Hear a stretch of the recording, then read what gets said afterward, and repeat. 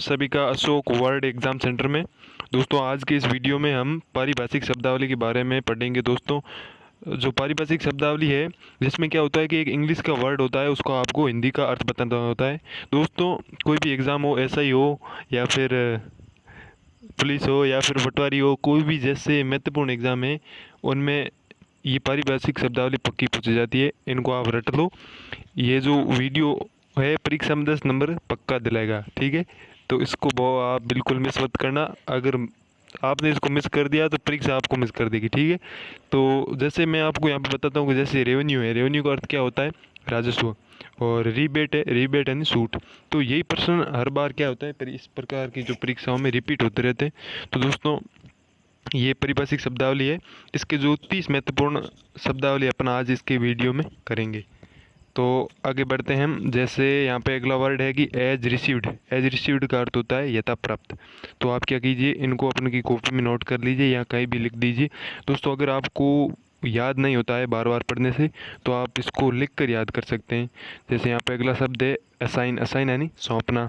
As usual. As usual यानी नित्यवत। और ascent. Ascent यानी अनुमति। असेस्ड। असेस्ड यानी निर्धारित। और अगला वर्ड है असेसर। असेसर यानी निर्धारक। और यहाँ पे अगला वर्ड देख सकते हैं आप, असेट्स। असेट्स होता है संपत्ति या परिसंपत्ति। और एज प्रपोज्ड। एज प्रपोज्ड यानी प्रस्ताव के अनुसार। दोस्तों हमने ये 5 शब्द पढ़े। आपको इसको याद नहीं हो रहा है तो कोई टेंशन लेने वाली बात नहीं है। आप इसको कॉपी में लिख लीजिए और बार बार लिखते जाओगे तो आपको इससे और याद हो जाएगा, इससे आपको प्रैक्टिस बन जाएगी। तो बढ़ते हैं हम आगे अगली स्लाइड पे और देखते हैं कुछ नए शब्दों को। तो अगली स्लाइड में हमारे सामने ये वर्ड दिए हुए हैं, जिसमें पहला वर्ड है बैन। बैन यानी प्रतिबंध। और बार। बार यानी रुकावट। और अगला वर्ड है एवॉइड। एवॉइड यानी वर्जन करना या बचना। और बैलेंस। बैलेंस होता है अतिशेष या फिर बैलेंस करना कोई भी चीज़, जैसे गाड़ी को बैलेंस करना। और अगला है बेयर आउटलाइन यानी रूपरेखा मात्र। और अगला वर्ड है अवॉइडेबल यानी परिहार्य। अवॉइडेबल जिसको अवॉइड किया जा सके। दोस्तों आपको जितनी ज़्यादा इन वर्ड की प्रैक्टिस करोगे उतना ही आपको ये अच्छा रहेगा। और बैड कॉन्टेक्ट। बैड कंडक्ट यानी दुराचरण। और अगला वर्ड है अवॉर्ड। अवॉर्ड यानी पंचाट या पंच निर्णय।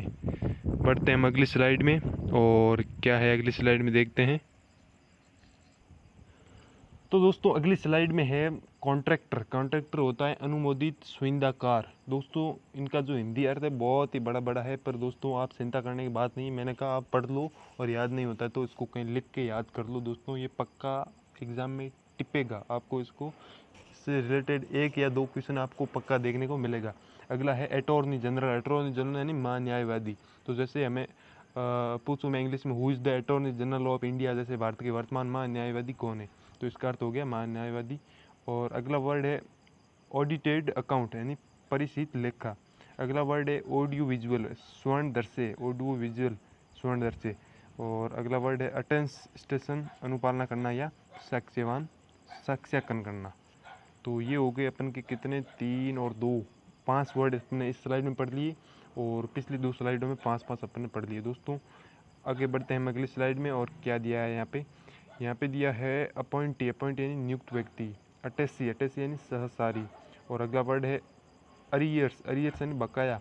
अगला वर्ड है कैबिनेट। कैबिनेट मंत्रिमंडल।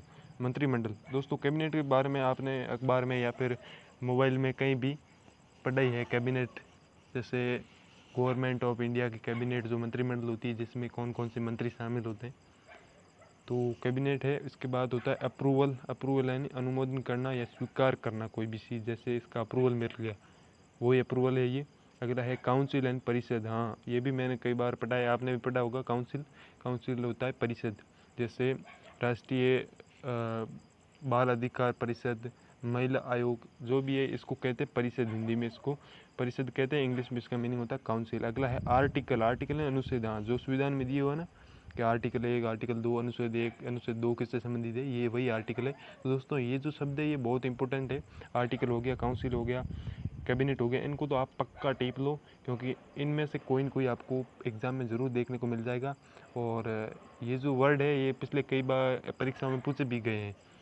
तो आगे देखें हम ऑथेंटिक। ऑथेंटिक होता है प्रमाणीकरण। जैसे ऑथेंटिक करना, जैसे आपको कई बार आपने फ़ोन में देखा होगा कि आपके पासवर्ड ऑथेंटिक कीजिए, मतलब पासवर्ड की जो सत्यापित कीजिए कि ये आपके ही पासवर्ड है। तो ऑथेंटिक होता है प्रमाणिक। आगे बढ़ते हैं हम अगली स्लाइड में। तो दोस्तों ये थी अपन की आज की स्लाइड, यहीं पूरी हो जाती है। अपन ने इतने वर्ड पढ़ लिए आज, काफ़ी वर्ड है, लगभग अपन 30 वर्ड पढ़ दिए। और आप इनको अच्छी तरह से मतलब लिख लिख के मैंने बताया कि आप इससे पढ़ सकते हैं, आप अगर आपको इससे आसानी से याद नहीं होते। तो दोस्तों इससे बाहर कुछ नहीं आएगा, इसमें कई इंपॉर्टेंट वर्ड्स हैं और इनमें से दिए हुए कुछ वर्ड्स मैंने जो पिछली परीक्षा में पूछे गए उनसे भी लिया है। तो दोस्तों धन्यवाद वीडियो देखने के लिए, और बने रहिए अपने चैनल के साथ, और जाते जाते चैनल को एक बार सब्सक्राइब ज़रूर कर दीजिए, क्योंकि इस प्रकार का कंटेंट आपको इस चैनल पर देखने को मिलेगा। धन्यवाद। फॉर्मेलिटी